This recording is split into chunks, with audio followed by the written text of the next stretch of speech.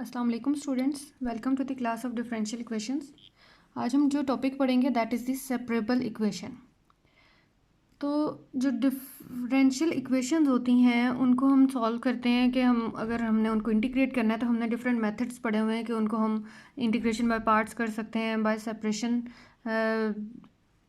के मेथड से भी इंटीग्रेशन कर सकते हैं। डिफरेंट मेथड्स हमने पढ़े हैं, ठीक है। तो अब अगर आपके पास कोई भी डिफरेंशियल इक्वेशन है जिसमें आपके पास जो वेरिएबल्स हैं वो मिक्स्ड अप फॉर्म में आ रहे हैं, ठीक है, जो एक्स और वाई वेरिएबल्स हैं अगर वो मिक्स अप फॉर्म में आ रहे हैं तो हम उन वेरिएबल्स को एक्स वेरिएबल्स को सेपरेट कर लो और वाई वेरिएबल्स को अगर हम सेपरेट कर लें तो उस टाइप की जो इक्वेशन होगी उस इक्वेशन को हम बोलेंगे सेपरेबल डिफरेंशियल इक्वेशन। देन हम उस इक्वेशन को इंटीग्रेट कर सकते हैं, ठीक है। तो अब यहाँ से देखो सेपरेबल इक्वेशन क्या है। A differential equation of the form f of x g of y d x. अब डी एक्स के साथ क्या आ गया, यहाँ पे एक्स और वाई वाले वेरिएबल जो हैं वो मतलब कंबाइन फॉर्म में आ गए। इसी तरह जो डी वाई था उसके साथ भी एक्स और वाई वाले वेरिएबल जो हैं वो कंबाइन फॉर्म में आ गए। तो इस टाइप की इक्वेशन को जिसको हम सेपरेट कर सकें उस टाइप की इक्वेशन को हम बोलेंगे सेपरेबल इक्वेशन। यानी इस इक्वेशन वन को हम इस फॉर्म में लिख सकते हैं F of x over F of x D x, यानी डी एक्स के साथ एक्स वाले वेरिएबल्स कर लिए और डी वाई के साथ वाई वाले वेरिएबल्स कर लो, तो इस इक्वेशन को हम बोलेंगे सेपरेबल इक्वेशन। देन हम इस टाइप की इक्वेशन जब इक्वेशन को इस फॉर्म में लिख लेंगे तो उस इक्वेशन को हम इंटीग्रेट कर सकते हैं सिंपली, ठीक है। तो अब यहाँ पे एक इक्वेशन गिवन है d y by d x equal to x square over y. अब इस इक्वेशन को कह रहे हैं कि वो सॉल्व करें। अब यहाँ से देख के आपको पता चल रहा है कि एक्स और वाई वाले वेरिएबल जो हैं वो मिक्सड अप फॉर्म में है, या आप कह लो कि कोई भी इक्वेशन जो इस फॉर्म में दी हो d y by d x equal to g of x over h of y, इस फॉर्म में अगर इक्वेशन दी हुई है तो इट्स मीन कि वो सेपरेबल मेथड के अकॉर्डिंग उसको आपने सॉल्व करना है। तो इस इक्वेशन वन को हम कर सकते हो आप लोग सेपरेट।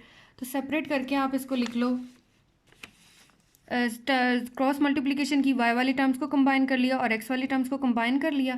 अब ये सेपरेट हो गई टर्म्स। अब नेक्स्ट आपने क्या करना है, इसके ऊपर इंटीग्रेशन अप्लाई कर दो बोथ साइड्स पे। बोथ साइड्स पे इंटीग्रल अप्लाई किया तो y की इंटीग्रेशन आ गई वाई स्क्वायर ओवर 2 और एक्स स्क्वायर की आ गई x cube plus 3 x cube over 3 plus c यहाँ पे क्या है, कांस्टेंट ऑफ इंटीग्रेशन है।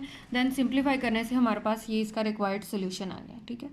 नेक्स्ट आप एक और एग्जांपल देखो, उसमें क्या कहा गया है कि solve d y by d x equal to 1 over x tan y. तो इस केस में भी आपने क्या करना है कि एक्स वाली टर्म्स को सेपरेट कर लो, वाई वाली टर्म्स को सेपरेट कर लो। तो अब इस इक्वेशन में हमने क्या किया, क्रॉस मल्टीप्लिकेशन की x tan y d y equal to d x. अब यहाँ पे टेन वाई डी वाई तो ठीक है, लेकिन एक्स आ रहा है तो एक्स को बोथ साइड्स पे डिवाइड कर दो, तो यहाँ से आ गया डी एक्स ओवर एक्स, या डी एक्स ओवर एक्स को यहाँ पे लेफ्ट साइड पे लिख लिया और tan y d y right side पे आ गया। अब नेक्स्ट क्या किया, इंटीग्रेशन अप्लाई की बोथ साइड्स पे। अब नीचे फंक्शन है, ऊपर उसका डेरिवेटिव है, तो l n into function l n x mod आ गया। और यहाँ से हमें पता है कि टेन की इंटीग्रेशन क्या होती है, that is minus l n cos y plus c is the constant of integration. अब माइनस से सिंप्लीफाई आगे करना है इसको, ठीक है। तो माइनस इस साइड पे आके प्लस हो जाएगा। तो अब एल एन की प्रॉपर्टी के अकॉर्डिंग अगर एल एन के दो फंक्शन जो है वो ऐड हो रहे हैं, इट्स मीन कि वापस में प्रोडक्ट फॉर्म में लिखे जा सकते हैं। तो प्रोडक्ट में लिख दिया। अब हमें पता है कि अगर हम बोथ साइड्स में मैं एक्सपोनेंशियल ले लूँ तो एल एन वाली टर्म जो है, फैक्टर जो है वो पावर में आ जाता है। तो e power l n x cos y mod equal to e power c. अब ई पावर सी बेसिकली यहाँ पे क्या है, कॉन्स्टेंट ट्रीट हो रहा है, तो ई पावर सी को हम सम कांस्टेंट C1 आप ले लो, ए ले लो, बी ले लो, कुछ के भी इक्वल लिख सकते हैं।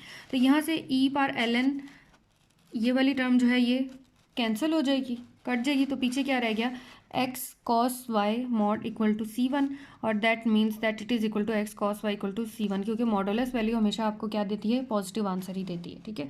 ये इस इक्वेशन का हमारे पास रिक्वायर्ड सोल्यूशन आ गया। अब नेक्स्ट एक और एग्जांपल है। अब इस केस में अब देखें, समटाइम्स आपको ऐसी इक्वेशन कहा जाता है कि आपने उस इक्वेशन का सॉल्यूशन फाइंड करना है with respect to certain given conditions.